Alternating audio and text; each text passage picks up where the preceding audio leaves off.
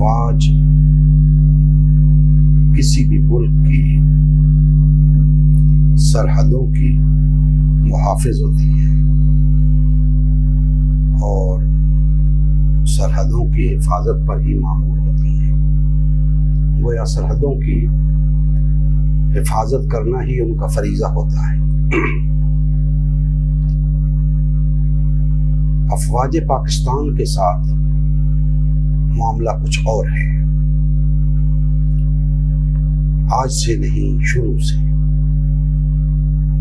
कि अफवाज पाकिस्तान एक तो दीगर अफवाज की तरह सरजमीन पाकिस्तान की सरहदों की हिफाजत कर रही है,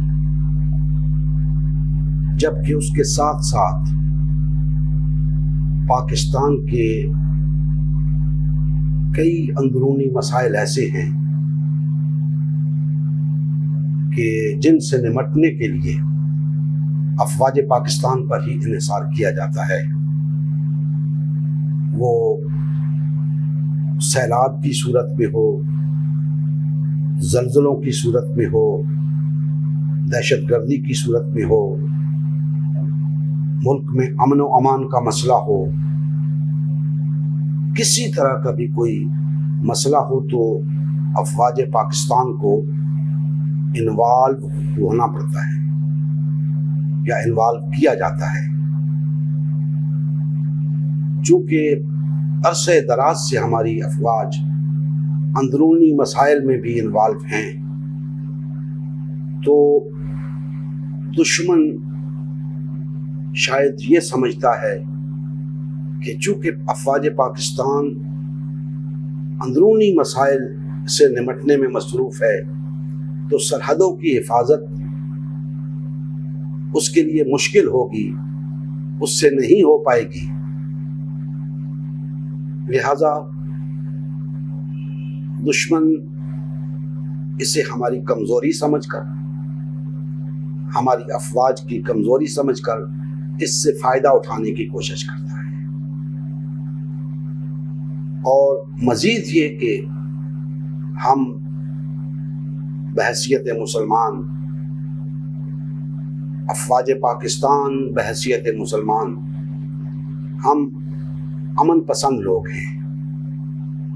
हम खामखा शरारत नहीं करते, फसाद नहीं फैलाते, खामखा जंग नहीं करते। तो इसको भी दुश्मन हमारी कमजोरी समझता है कि शायद ये इनकी कमजोरी है कि इस तरह की हरकत नहीं करते। तो दुश्मन हमारी अमन पसंदी को कमजोरी समझते हुए हम पर हमला आवर होने की कोशिश करता है। हालिया दिनों में आपके सामने ये सूरत हाल आई कि दुश्मन ने हमारी अमन पसंदी को और हमारे अफवाज पाकिस्तान के अंदरूनी मसाइल में इन्वॉल्वमेंट को कमजोरी समझा और हमारी सरहदों के अंदर दरअंदाजी की।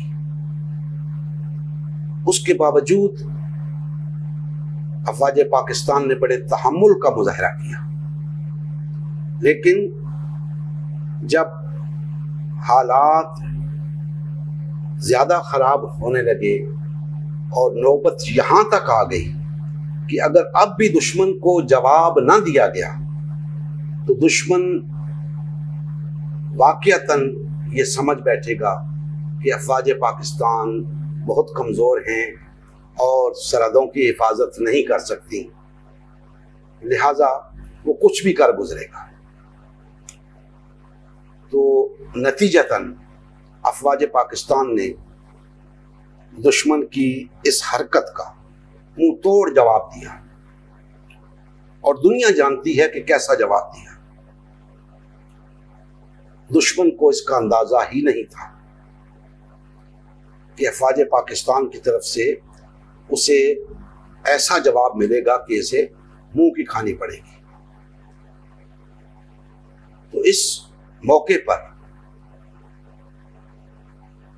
जनाब chief of army staff general Syed Asim Munir साहब ने जिस जज्बे ईमानी के साथ, जिस जज्बे हुब्बुल वतनी के साथ और जिस दलेरी के साथ दुश्मन को मुंह तोड़ जवाब दिया, दुनिया ने देखा और दुश्मन हमेशा याद रखेगा। जनाब सैयद आसिम मुनीर साहब की इन्हीं खिदमात की वजह से, उनकी इस दलेरी की वजह से, उनके इस जज्बे ईमानी की वजह से, जज्बे हुब्बुल वतनी की वजह से उन्हें फील्ड मार्शल का एजाज दिया गया, तरक्की दी गई।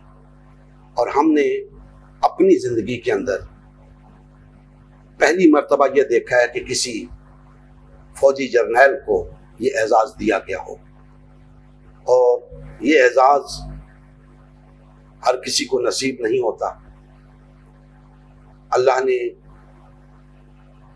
जनाब सैयद आसिम मुनीर साहब को ये एजाज अता किया है, तो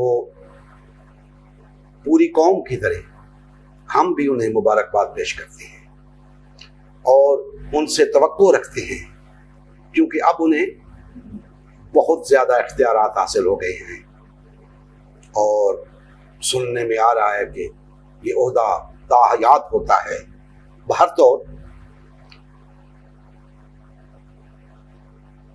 चूंकि इस वक्त अफवाज पाकिस्तान सिर्फ सरहदी महाज पे ही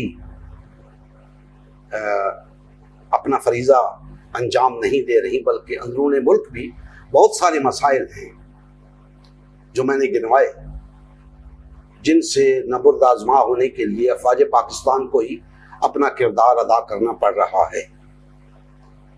मेरी गुजारिश ये है कि हमें बहरतौर बहैसियत कौम इन अंदरूनी मसाइल से छुटकारा पाना होगा, और इन मसाइल से छुटकारा पाने के लिए हमें इस मौजूदा सरमायादाराना जमहूरी निज़ाम से भी छुटकारा पाना होगा। इस निज़ाम के होते हुए ये मसाइल ना सिर्फ यूं के तू रहेंगे, बल्कि मज़ीद उभरेंगे, पैदा होते रहेंगे, और हमारी अफवाज को इन मसाइल से निपटने के लिए अपने वसाइल भी इस्तेमाल करने पड़ेंगे, अपने फौजियों को शहीद भी करवाना पड़ेगा और बहुत नुकसान उठाना पड़ेगा, कुर्बानियां देनी पड़ेंगी। हम चाहते हैं कि अफवाज पाकिस्तान अपनी जिम्मेदारी सरहदों पे संभालें, अंदरूनी महाज पे उन्हें तकलीफ ना दी जाए, अंदरूनी मुल्क ऐसा माहौल पैदा किया जाए जो हर तरह से अफवाज पाकिस्तान को सपोर्ट करे, उन्हें अप्रिशिएट करे। आज हम देखते हैं कि अफवाज पाकिस्तान में इस वाक़ये से पहले अफवाज पाकिस्तान में लोगों का तासुर कुछ अच्छा नहीं बन रहा था। एक मुनज़्ज़म घनाउनी साजिश के तहत अफवाज पाकिस्तान को बदनाम किया गया और नौजवानों के ज़हन बनाए गए अफवाज पाकिस्तान को बुरा भला कहने के लिए, और पूरी दुनिया के अंदर अफवाज पाकिस्तान को रुस्वा किया गया। लेकिन अल्लाह जल्ला मजदहू ने यह मौका अता किया, अफवाज पाकिस्तान की साख न सिर्फ बहाल हुई, बल्कि पूरी पाकिस्तानी कौम पूरे जज्बे के साथ अफवाज पाकिस्तान के साथ खड़ी थी। और अगर ऐसा मौका आ जाता कि दुश्मन जमीनी जंग लड़ता, तो पूरी कौम जंग लड़ने के लिए अफवाज पाकिस्तान के साथ होती। तो मैं समझता हूं कि आज भी नौजवान नस्ल को ये बात समझ लेनी चाहिए। मैं हमेशा से ये कहता आ रहा हूं कि पूरी दुनिया के अंदर कोई कौम ऐसी नहीं जो अपनी अफवाज को बुरा भला कहती हो, सिवाय पाकिस्तानी कौम के। और चूंकि इन्हें एक साजिश के तहत अफवाज पाकिस्तान के खिलाफ किया गया, और अब अल्लाह जल्ला मजदहू ने यह मौका अता किया, तो अफवाज पाकिस्तान की साख बहाल हो गई। वो कि सोशल मीडिया पे ही ये सब कुछ हो रहा था, लेकिन आज सोशल मीडिया बहुत ताकतवर है। तो कहने का मकसद ये है कि नौजवान नस्ल इस हकीकत को समझे कि दुश्मन यही चाहता है कि अफवाज पाकिस्तान कमज़ोर हों ताकि पाकिस्तान कमज़ोर हो, अफवाज पाकिस्तान कमज़ोर हों ताकि पाकिस्तान को तबाह किया जाए, बर्बाद किया जाए। हम ऐसा नहीं होने देंगे, हरगिज़ ऐसा नहीं होने देंगे। हम क्या, इस कौम का बच्चा बच्चा अफवाज पाकिस्तान के साथ खड़ा है और जामे शहादत नोश करने के लिए तैयार है। लेकिन आज भी कुछ कीना परवर लोग अभी तक अफवाज पाकिस्तान के खिलाफ हैं। नहीं समझ आती कि उनके दिमाग में क्या खन्नास समाया हुआ है। उन्हें आखिर अफवाज पाकिस्तान से तकलीफ क्या है कि अफवाज पाकिस्तान सरहदों के साथ साथ उनके अंदरूनी मसाइल से भी निमट रही है। इसके बावजूद उन्हें तकलीफ है, तो उनकी तकलीफ भी दूर हो जानी चाहिए। अब उन्हें ये बात समझ लेनी चाहिए कि अफवाज पाकिस्तान अगर मजबूत नहीं तो पाकिस्तान मजबूत नहीं, और अगर अफवाज पाकिस्तान को कमज़ोर किया गया तो समझे कि पाकिस्तान को आपने कमज़ोर कर दिया, और पाकिस्तान की कमज़ोरी पाकिस्तान की तबाही है। तो मैं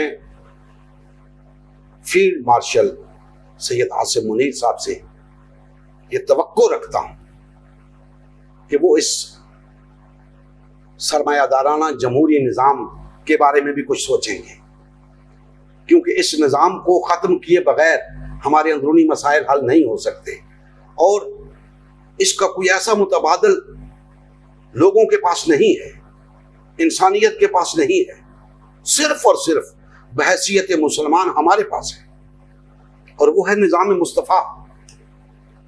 निज़ाम मुस्तफ़ा के लिए हमें जद्दोजहद करनी होगी। हमें इस निज़ाम को बदल कर निज़ाम मुस्तफ़ा को कायम करना होगा।